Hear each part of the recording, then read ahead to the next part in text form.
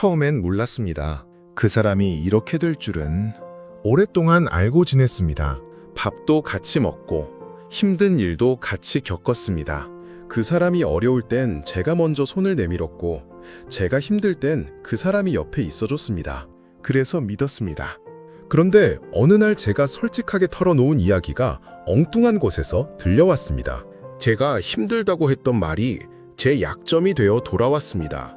배신감이요? 물론 있었습니다. 그런데 더 무서운 건 따로 있었습니다. 내가 왜 그 말을 했을까? 후회가 배신감보다 오래 남았습니다. 오늘 이 영상을 보시는 분들 중에 비슷한 경험 있으신 분 분명히 계실 겁니다. 좋은 사람이라 믿었는데 내가 꺼낸 말이 나를 찌르는 칼이 된 경험. 그 상처가 어디서 시작됐는지 오늘 함께 들여다보려 합니다. 끝까지 보시면 앞으로 어떤 말을 하고 어떤 말은 절대 하지 말아야 하는지 조용히 정리가 되실 겁니다. 우리는 흔히 이렇게 생각합니다. 가까울수록 솔직해야 한다. 맞는 말처럼 들립니다. 친한 사이니까 속마음을 털어놓아야 진짜 관계라고. 숨기면 오히려 거리가 생긴다고. 그래서 많은 분들이 가까운 사람에게 더 많은 걸 말합니다. 재정 상황, 부부 갈등, 자녀 문제, 건강 걱정, 직장 불만. 털어놓으면 가벼워질 것 같습니다. 공감받으면 위로가 될 것 같습니다. 그런데 현실은 다릅니다. 가까운 사람일수록 그 말의 무게를 다르게 받아들입니다. 어떤 사람은 당신의 고백을 신뢰로 받지만 어떤 사람은 정보로 받습니다. 문제는 말하기 전엔 그 사람이 어느 쪽인지 모른다는 겁니다. 한 번 꺼낸 말은 돌아오지 않습니다. 나이 들수록 이걸 뼈저리게 배웁니다. 젊을 땐 몰랐습니다. 말하면 친해진다고, 공유하면 연결된다고 믿었습니다. 그런데 인생을 조금 살아보면 알게 됩니다. 말이 많을수록 나를 아는 사람이 늘어나는 게 아니라 나를 이용할 수 있는 사람이 늘어납니다. 무서운 이야기지만 사실입니다. 그럼 어떤 말들이 특히 위험할까요? 어떤 말들이 나중에 후회로 돌아올까요? 이야기 하나 먼저 들려드리겠습니다. 60대 초반의 한 분이 계셨습니다.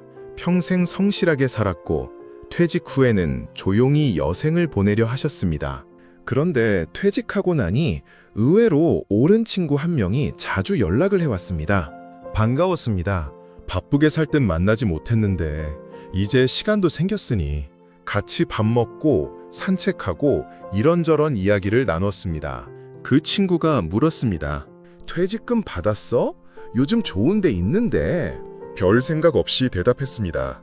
얼마 받았는지? 어디다 넣을지 고민 중이라고. 자식들한테 얼마 줄 생각인지까지. 그냥 오랜 친구니까요. 설마 이 나이에.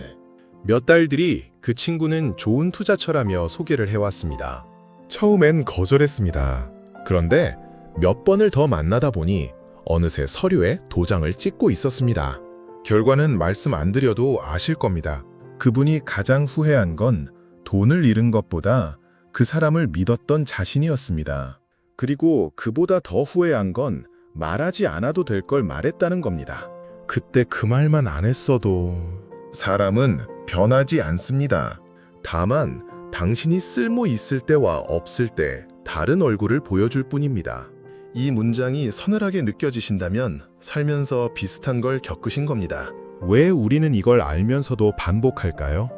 심리학에서는 이걸 친밀감 착각이라고 부릅니다. 오래 알고 지낸 사람, 자주 보는 사람에게 우리는 자동으로 신뢰를 부여합니다. 의식하지 않아도요. 인간은 사회적 동물이라 연결을 원합니다. 그래서 본능적으로 내 편을 만들려 합니다. 솔직하게 털어놓는 행동 자체가 연결의 신호입니다.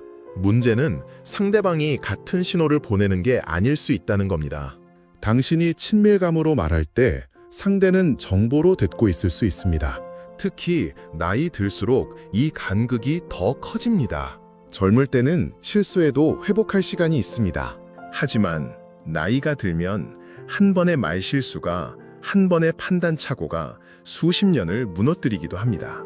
그래서 어른들이 말했습니다. 입은 화의 문이라고. 그런데 요즘 사람들은 이걸 옛날 말이라고 흘려듣습니다. 흘려들으면 안 됩니다. 특히 이런 말들은 절대로 가볍게 꺼내선 안 됩니다. 첫째, 돈 이야기. 얼마 있는지, 어디 있는지, 누구한테 줄 건지. 이건 가족에게도 신중해야 합니다. 둘째, 자녀 이야기의 약점.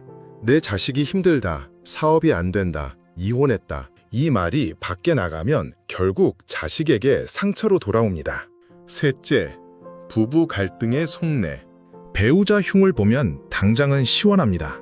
하지만 그 말은 당신 가정을 약하게 보이게 만듭니다. 넷째, 건강 문제. 어디가 아프다, 어떤 병이 있다는 말은 뜻밖의 방향으로 퍼집니다. 동정이 되거나 약점이 됩니다. 다섯째, 누구를 싫어한다는 말.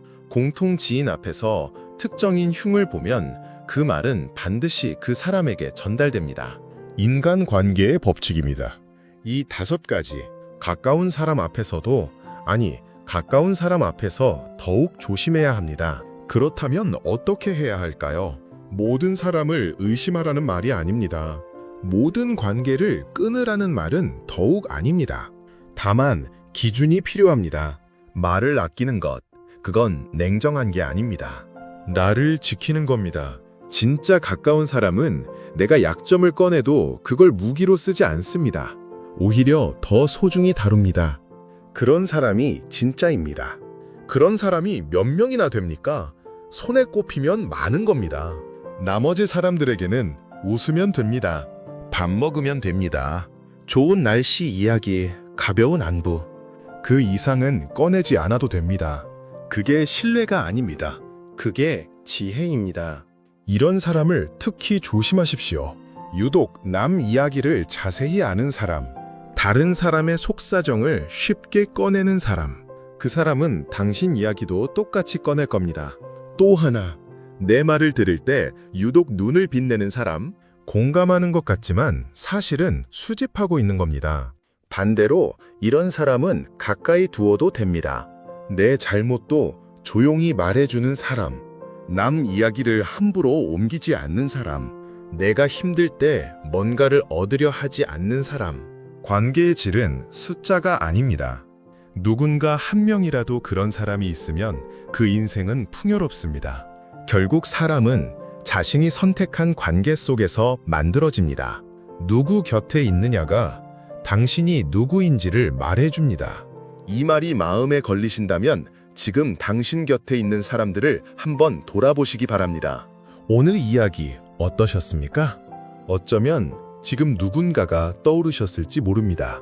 아니면 내가 누군가에게 너무 많은 걸 말하진 않았나 조용히 돌아보셨을지도 모릅니다. 그거면 충분합니다. 오늘 드리고 싶은 말은 딱 한 가지입니다. 말하기 전에 한 번만 더 생각하십시오. 이 말이 나중에 나를 지켜줄까 아니면 나를 흔들까? 그 한 번의 멈춤이 수많은 후회를 막아줍니다. 나이가 들수록 말은 줄이고 눈은 밝아져야 합니다. 그게 어른이 되어가는 겁니다. 마지막으로 여쭤보겠습니다. 여러분은 살면서 너무 많이 말해서 후회했던 적이 있으십니까? 혹은 말하지 말았어야 할 사람에게 속마음을 털어놓은 적이 있으십니까? 댓글에 짧게라도 남겨주시면 읽겠습니다. 혼자 겪으신 게 아닙니다. 오늘 영상이 마음에 남으셨다면 구독 한번 눌러주십시오. 억지로 드리는 말이 아닙니다. 이런 이야기 앞으로도 계속 나누고 싶습니다. 다음에 또 뵙겠습니다.